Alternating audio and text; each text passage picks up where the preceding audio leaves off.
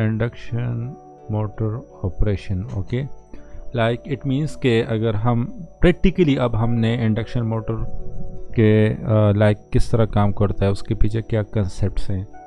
Practically means कि अगर आप उस पर लोड डाल दो, लोड को इंक्रीज़ कर लो तो फिर क्या इफ़ेक्ट होगा इंडक्शन मोटर पर। अगर लोड डिक्रीज़ कर लो या कांस्टेंट लोड रख लो तो फिर क्या इफ़ेक्ट पड़ेगा। सही है, तो इसको हम पहले हम इस तरह इसके डिफरेंट कंडीशंस को हम पढ़ लेते हैं। तो पहले हम इस तरह कर लेते हैं कि हमारे पास जब आप लोड डाल दो, ओके, तो आप मैकेनिकल लोड को जो शाफ्ट होता है मोटर के उसके ऊपर डाल दो तो उससे क्या इफ़ेक्ट पड़ेगा, उसकी जो स्पीड है वो कम हो जाएगा। तो इट मीन्स के रिलेटिव स्पीड जो है वो इंक्रीज़ हो गया। रिलेटिव स्पीड इंक्रीज़ होने की वजह से क्या हो जाएगा सर? करंट ज़्यादा ड्रा होगा या एक्चुअली आपका जो रिलेटिव स्पीड है वो ज़्यादा होने की वजह से आपका जो इंड्यूस ईएमएफ या इंड्यूस वोल्टेज है वो हाई हो जाएगा। तो स्पीड ज़्यादा होगा ना? सही है, जिसकी वजह से आपका जो करंट है वो क्या हो जाएगा, ज़्यादा, वो भी ज़्यादा हो जाएगा। सही है, तो जब करंट ज़्यादा होगा रेट ऑफ स्पीड ज़्यादा हो जाएगा, जब फिर इंड्यूस वोल्टेज जब करंट ज़्यादा होगा तो इट मीन्स कि आपका टॉर्क भी ज़्यादा हो गया, क्योंकि torque is also directly proportional to the rotor current. It means के आपकी रिक्वायरमेंट कंप्लीट हो गई। यहाँ पे लोड आपने डाल दिया, लोड डालने की वजह से हाई टॉर्क का डिमांड बढ़ गया, तो हाई टॉर्क का डिमांड ऑटोमेटिकली पूरा हो गया। ओके जी, ठीक है। सही। अच्छा, अब यहाँ पे इसका भी एक टॉर्क होगा। सही है, जो लोड होता लोड का, या उसको हम टॉर्क, उस टॉर्क को हम लोड टॉर्क कहते हैं। ठीक है। सही है, और हमारे पास ये टॉर्क जो होते हैं इसको मैं मोटर टॉर्क कह देता हूँ।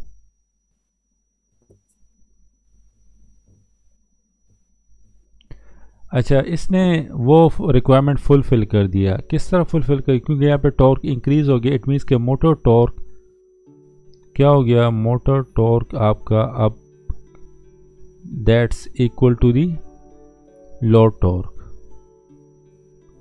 ओके, पहले नहीं था, फ्यू मिनट्स पहले नहीं था, जब मैंने लोड डाल दिया उस टाइम ये कंडीशन नहीं था, ये दोनों इक्वल नहीं थे। लेकिन आफ्टर फ्यू सेकेंड्स क्या हो गया, ये सारे इफ़ेक्ट्स हो गए, लाइक ये सारे चेंजेस आ गए। तो इन सारे चेंजेस की वजह से आपका टॉर्क ज़्यादा हो गया। तो टॉर्क ज़्यादा हो गया तो उसने उसकी रिक्वायरमेंट फुलफिल कर दिया। रिक्वायरमेंट किस तरह फुलफिल कर दिया, इट मीन्स कि आपका load torque is equal to motor torque is equal to load torque. Like state of equilibrium आ गया, एक इक्विलिब्रियम का वो स्टेज आ गया।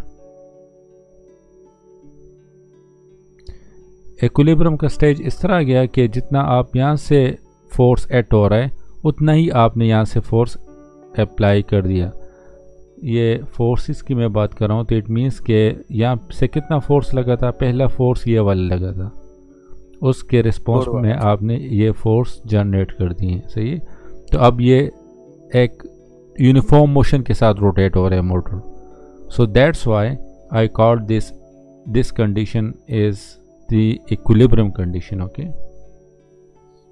ठीक। तो ये कंडीशन जब पहुंच जाए तो उस टाइम क्या होगा, स्पीड आपका कम नहीं होगा और ना ही ज़्यादा होगा, बल्कि एक कांस्टेंट रेट के साथ आपका ये मोटर रोटेट होगा। सही, ठीक है। अब मैं इस तरह कर लेता हूँ कि लोड को रिमूव कर लेता हूँ, नहीं, या इसको मैं डिक्रीज़ कर लेता हूँ, रिमूव नहीं करता मैं इसको, लोड को डिक्रीज़ कर लेता हूँ। जब आप लोड को डिक्रीज़ कर लो तो स्पीड तो काफ़ी हाई था, गॉट इट, स्पीड काफ़ी हाई था, तो इट मीन्स कि आपका एस जो था वो कम था। एस क्यों कम था, क्योंकि रिलेटिव स्पीड अब कम हो गया।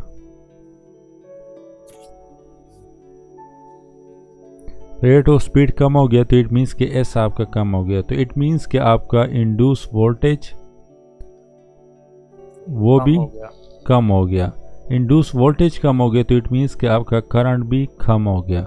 करंट कम हो गया तो इट मीन्स कि आपका टॉर्क भी कम हो गया, क्योंकि डिमांड कम आ रहा है, कोई लोड नहीं है वहाँ पे, तो डिमांड कम है, तो इसी वजह से आपका टॉर्क कम हो गया। सो आफ्टर फ्यू सेकंड्स फिर आपका वो इक्विलिब्रियम कंडीशन पहुँच जाएगा। ठीक है। सही है। अच्छा, ये वैसे sometime we called this induction motor as the synchronous machine, okay, but in effects की वजह से अगर आप लोड डाल दो तो फिर स्पीड कम हो जाएगा, अगर आप लोड रिमूव कर लो तो स्पीड हाई होगा रोटर का। पर इन दो पॉइंट्स की वजह से हम इसको सिंक्रोनस स्पीड नहीं कहते, हम कहते हैं कि इंडक्शन मोटर जो है that is the asynchronous machine.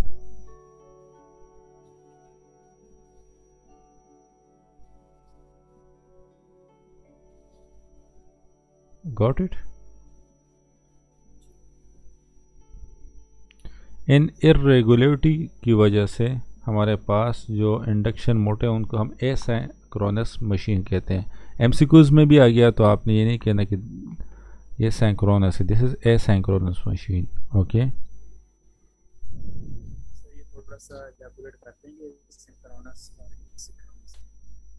Ji sir ये सिंक्रोनस मशीन और एसिंक्रोनस मशीन में थोड़ा एलैबोरेट करते हैं कि डिफरेंस। ये हमने डिस्कस नहीं किए सिंक्रोनस और एसिंक्रोनस मशीन।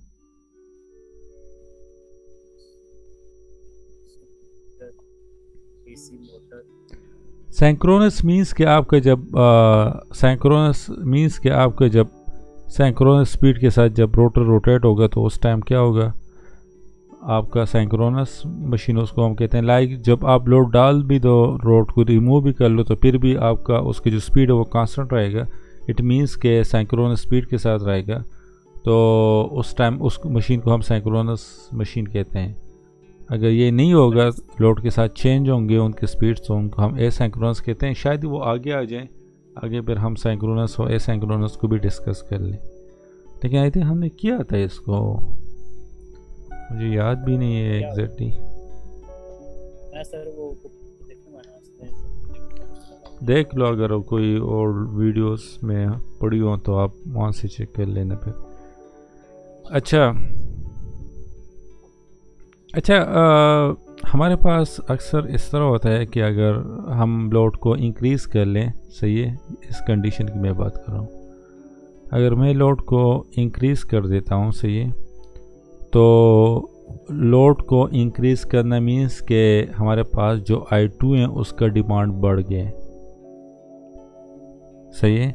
तो ये अपनी रिक्वायरमेंट को किस तरह फुलफ़िल करता है, ये लास्ट क्लासेस में मैंने ये भी कहा है कि हमारे पास जो इंडक्शन मोटर होता है that is just like transformer, okay.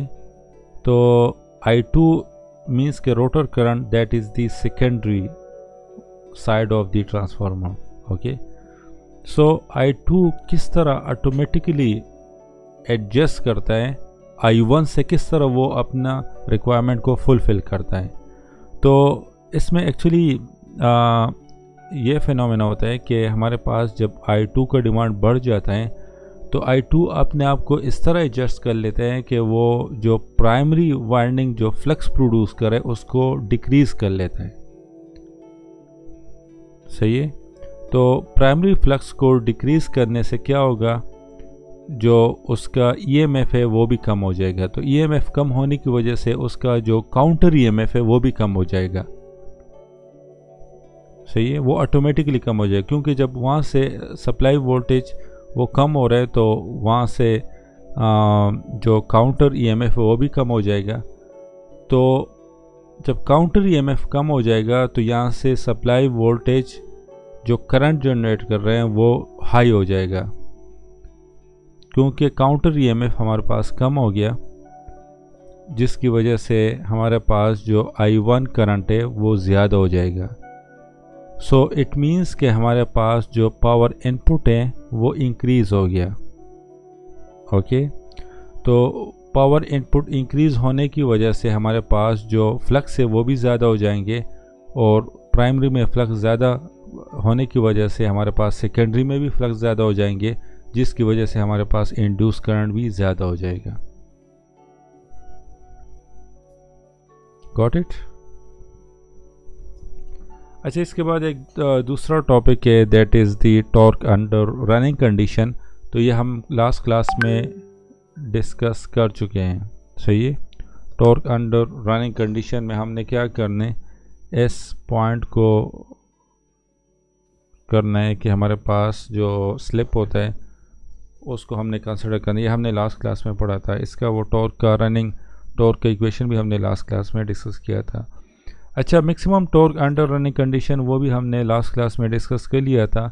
उसमें क्या था कि maximum torque under standstill condition क्या होगा कि आपका जो R2 है that's will be equal to x2 होगा, बट अंडर रनिंग कंडीशन आपका R2 जो है that's will be equal to s into x2 होगा। ये मैंने उस टाइम ये पॉइंट डिस्कस किया था। अच्छा, इसके बाद टॉर्क स्लिप कैरेक्टरिस्टिक की तरफ आ जाते हैं, तो उसको थोड़ा सा डिस्कस कर लेते हैं। ओके, तो हमारे पास टॉर्क स्लिप कैरेक्टरिस्टिक मींस के first of all we will need to find the relation between torque and slip. तो ये तो हमने लास्ट क्लास में ये इक्वेशन पढ़ा था कि हमारे पास जो टॉर्क होता है that's equal to K1S E2 square R2 divide by R2 square plus S square x2 square. सही है, ये हमारे पास रिलेशन। तो ये रिलेशन हमें क्या बताता है कि torque is directly proportional to the slip. यहाँ पे भी हमारे पास स्लिप है, इनको भी हमने इग्नोर नहीं करना। ओके, तो हमारे पास टॉर्क स्लिप का जो कैरेक्टरिस्टिक कर्व है वो किस तरह बनेगा, वो कुछ इस तरह बनेगा कि यहाँ पे मैं इस तरह करके स्लिप ले लेता हूँ और यहाँ पे मैं टॉर्क ले लेता हूँ। टॉर्क मेरे पास 0 से मैक्सिमम कोई भी पॉइंट्स तक जा सकता है, बट स्लिप मेरे पास 0 से लेके 1 तक होगा। ओके, यहाँ पे 0.5 हो जाएगा। सही है। अच्छा, अब यहाँ पे देख लो, तो अगर स्लिप मेरे पास 0 होगा तो टॉर्क कितना हो जाएगा, वो 0 हो जाएगा, क्योंकि 0 divide by anything will be equal to 0। तो इट मीन्स कि मेरे पास ये कर्व जो है ये ओरिजिन से स्टार्ट होंगे। इस पॉइंट से मैंने स्टार्ट लेना, ऊपर से नहीं लेना, क्योंकि ये रिलेशन मुझे परमिशन नहीं देगा। इसके बाद मैं स्लिप को इंक्रीज़ करते जाऊं, तो यहाँ पे देख लो स्लिप को आप इंक्रीज़ करते जाओ तो टॉर्क आपका इंक्रीज़ होगा। सही है। तो यस, तो हमारे पास क्या होगा, अच्छा यहाँ पे स्लिप को मैं इंक्रीज़ कर रहा हूँ, तो इट मीन्स कि मैं रोटर जो है उसकी स्पीड को इंक्रीज़ कर रहा हूँ या डिक्रीज़ कर रहा हूँ, या नॉर्मल स्पीड ही में है। या हम इस तरह कर लेते हैं कि ये हमारे पास जो ये पॉइंट्स हैं, तो इट मीन्स कि इस पॉइंट में हमारे पास स्लिप कम है। ओके, लाइक एवरेज से भी कम है ये सारा जो है। तो यहाँ पे हम इस तरह कर लेते हैं कि हमारे पास जो मोटर है वो अपनी नॉर्मल स्पीड पे पहुंच गए हैं। तो नॉर्मल स्पीड पे पहुंचने के बाद जी सर, जो आपने पहले कंडीशन की, अगर हम स्लिप को इंक्रीज करें तो नॉर्मल स्पीड हमारी बढ़ जाएगी ना। ये आपका स्टैंड स्टिल कंडीशन होगा, नहीं डिक्रीज हो जाएगी, क्योंकि स्टैंड स्टिल कंडीशन में आपका स्लिप 1 होगा, और जो आइडियल केस हैं जिसमें आपका NS इक्वल होता है N के, या N इक्वल होता है NS के, इट मीन्स के रोटर का जो स्पीड है that's equal to synchronous speed, जो कि इंडक्शन मोटर में पॉसिबल नहीं है। ठीक है। और हम ये चाहते भी नहीं है कि ये सिचुएशन आ जाए, क्योंकि फिर स्लिप 0 हो जाएगा तो फिर तो आपका इंड्यूस वोल्टेज ही नहीं जनरेट होगा। तो ये सिचुएशन इम्पॉसिबल है। अच्छा, तो इट मीन्स कि हमारे पास जो इंडक्शन मोटर होता है ये सिचुएशन इम्पॉसिबल है, ये सारे सिचुएशन पॉसिबल है, ये स्टैंड स्टिल कंडीशन है, रेस्ट पोजीशन है, तो इट मीन्स कि this is the normal situation. जो नॉर्मल स्पीड होता है वो इन्हीं उस टाइम जो स्लिप होता है, स्लिप मीन्स के उस टाइम जो difference between ns minus n होता है वो इन्हीं के बीच होता है। सही है। So that's why I am calling this as a normal speed. Normal speed नहीं, नॉर्मल सिचुएशन कह दो। ठीक है। सही है। जो जब आपका मोटर रोटर जो इंडक्शन मोटर है वो अपनी जो नॉर्मल सिचुएशन है उसकी तरफ पहुंच गए हैं। सही है। लाइक आपने लोड डाल दिए, उसके बाद आफ्टर फ्यू मिनट्स वो अपने नॉर्मल सिचुएशन पे पहुंच जाएगा, तो उस टाइम ये स्लिप जो होगा that's will exist in between this thing. Okay, like 0 से 1 से कम होगा, बट मैंने ये ले लिया। ओके, इतना कम नहीं होगा बट इतना होगा, इसके बीच में होगा। तो इस टाइम क्या होगा, इस टाइम आप देख लो तो हमारे पास जो स्लिप है वो कम है, तो स्लिप कम होगा तो स्क्वायर ऑफ द स्लिप और भी कम हो जाएगा, क्योंकि स्लिप आपका जब 0.3 होगा तो इसका आप स्क्वायर ले लो तो और भी कम हो जाएगा। पॉइंट क्या हो जाएगा, या और भी कम हो जाएगा या और ज़्यादा हो जाएगा। ये 0.3 का स्क्वायर ले लो, इससे क्या आता है, क्या आएगा? 0.3 का स्क्वायर ले लो, इससे क्या आएगा? 0.09। तो इट मीन्स कि आप इसका स्क्वायर ले लो तो और भी कम हो जाएगा, 0.09 हो गया। सो ये और भी कम हो जाएगा, इसको आप फिर इंडक्टिव रिएक्टेंस के साथ मल्टीप्लाई कर लो तो ये और भी कम हो जाएगा, तो इसको हम इग्नोर कर लेते हैं। ओके, इसको आप इग्नोर कर लो तो यहाँ पे क्या आ जाएगा, सिचुएशन क्या बन जाएगा, सिचुएशन जो है वो आपका टॉर्क, ये तो कांस्टेंट है और ये वोल्टेज भी कांस्टेंट होगा, इसको भी हम इग्नोर कर लेते हैं। हमारे पास सप्लाई वोल्टेज जो है वो फिक्स है, उसको मैं चेंज नहीं कर रहा, तो ये कांस्टेंट और ये कांस्टेंट एक दूसरे में that's will be equal to K. Okay, तो एस आ जाएगा, R2 और R2 स्क्वायर के साथ कैंसिल हो जाएगा तो डिवाइड बाय R2 आ जाएगा। ओके, तो इट मीन्स के टॉर्क जो है that is directly proportion to slip for the normal situation. Okay, तो इट मीन्स कि ये कर्व कुछ इस तरह जाएगा। ओके, अच्छा, मैक्सिमम टॉर्क कहाँ पे होगा? लास्ट टाइम हमने पढ़ा था कि मैक्सिमम टॉर्क आपका वही होता है जब आपका R2 is equal to S into X2। सही है। तो हमारे पास यहाँ पे R2 की जगह ये पुट कर लो तो क्या हो जाएगा, torque will be equal to K, ये K मैं ले रहा हूँ, S हो जाएगा, R2 की जगह मैं S इंटू X2 पुट कर लेता हूँ, डिवाइड बाय R2 की जगह में S स्क्वायर X2 स्क्वायर हो जाएगा plus S square X2 square हो जाएगा। तो इसको और सिंप्लीफाई कर लो तो इससे क्या आ जाएगा, 2S स्क्वायर X2 हो जाएगा, X2 स्क्वायर हो जाएगा। तो यहाँ पे मेरे पास जो तो क्या हो जाएगा, ये और सॉरी ये और ये कट जाएंगे तो आपका जो K डिवाइड बाय X2 आ जाएगा। सही है सर, 2 भी आएगा ना साथ? 2 भी आ जाएगा, यस सही है। अच्छा, तो यहाँ पे देख लो, तो यहाँ पे मैक्सिमम टॉर्क जब आपका पहुँच जाए तो उस टाइम टॉर्क की वैल्यू क्या होगी, that's will B K divide by 2 into X2 होगा। सही है। और या इसको टॉर्क की वैल्यू तो ये होगी। ओके, और इसको आप इस तरह भी फाइंड कर सकते हो कि हमारे पास S की वैल्यू क्या होगी। So as we know that maximum torque occur at this point, तो S की वैल्यू आप यहाँ से भी फाइंड कर सकते हो अगर MCQs आ जाए कि your S value will be equal to R2 divide by X2। तो अगर ये दोनों वैल्यूज आपको गिवन है तो फिर वही स्लिप आपके पास आ जाएगा, तो उसी स्लिप पे आपने ये कर्व मैक्सिमम पॉइंट लाना है। ओके, अगर 0.8 होगा तो 0.8 यहाँ पे आ जाएगा, तो यहाँ पे आपका ये मैक्सिमम पॉइंट आ जाएगा। उसके बाद आपका जो कर्व है वो क्या होगा, आगे क्या सिचुएशन होगी, तो उसको चेक कर लेते हैं। अच्छा, स्टार्टिंग में हमारे पास स्लिप कम था तो ये कम हो गया था, इसको मैंने इग्नोर कर दिया था। अब यहाँ पे ये सिचुएशन जो है स्टैंड स्टिल कंडीशन की तरफ जब जा रहे हैं इंडक्शन मोटर, तो इसका यहाँ पे हमारे पास एस जो है वो कम नहीं है, वो ज़्यादा है। तो इस यहाँ पे मैं इसको इग्नोर नहीं कर सकता। ओके, इसको मैं इग्नोर नहीं कर सकता। ठीक है। सही है। अच्छा, इस केस में क्या होगा? इस केस में हमारे पास ये जो इंडक्टिव रिएक्टेंस है वो काफ़ी ज़्यादा हो जाएगा।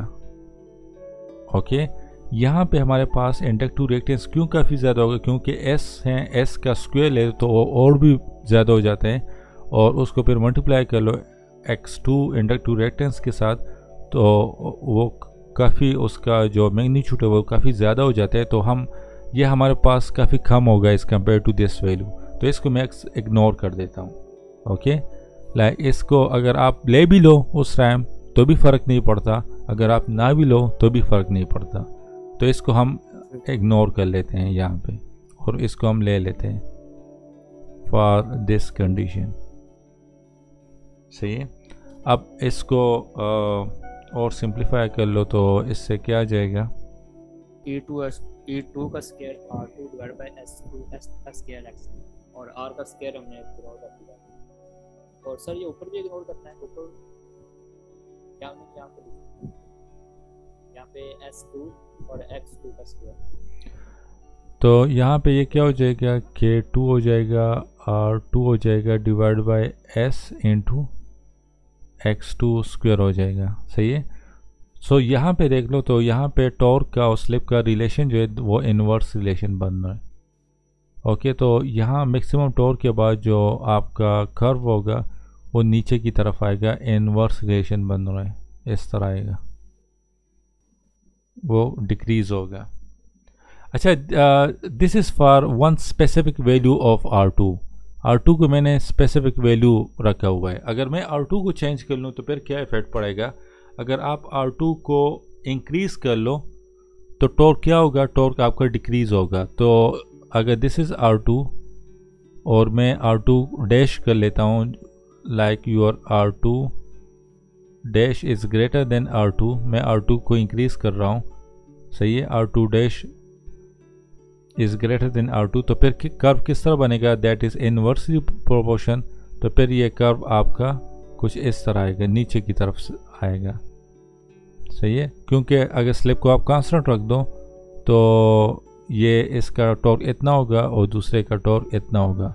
सो this is for R2, this is torque for R2 and this is torque for R2 dash. So if you increase the resistance, rotor resistance, then the torque will get decrease. तो ये देख लो, ये कर्व कुछ इस side पे आएगा, ऊपर की तरफ नहीं जाएगा, इस साइड पे आएगा, टॉर्क आपका कम होगा। सही है। अच्छा, R2 dash is greater than R2, तो यहाँ पे R2 डैश आपका ग्रेटर होगा, तो इट मीन्स के ये वैल्यू भी ग्रेटर होगी। तो R2 डैश आपका ग्रेटर होगा तो इट मीन्स कि स्लिप की वैल्यू भी ज़्यादा होगी। तो पहले मैक्सिमम यहाँ पे आ रहा था, अब मैक्सिमम ये यहाँ पे आएगा, ज़्यादा स्लिप पे आएगा, यहाँ पे आपका मैक्सिमम आएगा। उसके बाद फिर आपका जो टॉर्क है वो डिक्रीज होगा इस तरह। सही। क्योंकि इसके बाद हमारे पास इस तरह क्योंकि इसके बाद हमारे पास जो इफेक्ट ऑफ R2 है दैट्स विल गेट डिक्रीज, वो कम हो जाते हैं इफेक्ट्स। R2 का जो इफेक्ट वो कम हो जाते हैं, तो ये उसके बाद सेम इफेक्ट्स होंगे लाइक दिस। आप R2 को कम कर लो, if R2 dash is less than R2, तो फिर ये कर्व इस तरह बनेंगे, और मैक्सिमम कंडीशन जो है वो भी आपका मिनिमम स्लिप की तरफ है, क्योंकि R2 dash is less than R2, तो ये S भी कम होगा, तो ये आपका मैक्सिमम यहाँ पे आएगा और फिर ये यहाँ पे आएगा इस तरह। सही। अच्छा, इसके बाद हमारे पास जो हैं वो full load torque, starting torque and maximum torque हैं। तो ये वही बस फार्मूलाज हैं जो हमारे पास फुल लोड पे जो टॉर्क होगा that's will be equal to S R2 divide by R2 square plus S into X2 whole square. ये वही फार्मूलाज हैं। ओके, सेक्शन चेक करें, सेक्शन 10 चेक करें, सेक्शन 16 चेक करें, वही है। या वही है, इसमें कोई इतना रॉकेट साइंस नहीं है। अच्छा, इसके बाद हमारे पास speed regulation of induction motor की तरफ आ जाते हैं, तो इस टॉपिक को कवर कर लेते हैं।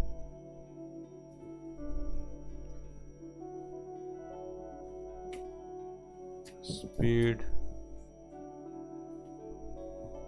Regulation of induction motor. अच्छा, स्पीड रेगुलेशन को हम 3 to 4 टाइम्स हम इसको पहले भी डिस्कस कर चुके हैं कि इसके जो फार्मूला होता है वो क्या होता है, percentage speed regulation. Speed regulation को हम नॉर्मली परसेंटेज ही में डिस्कस करते हैं।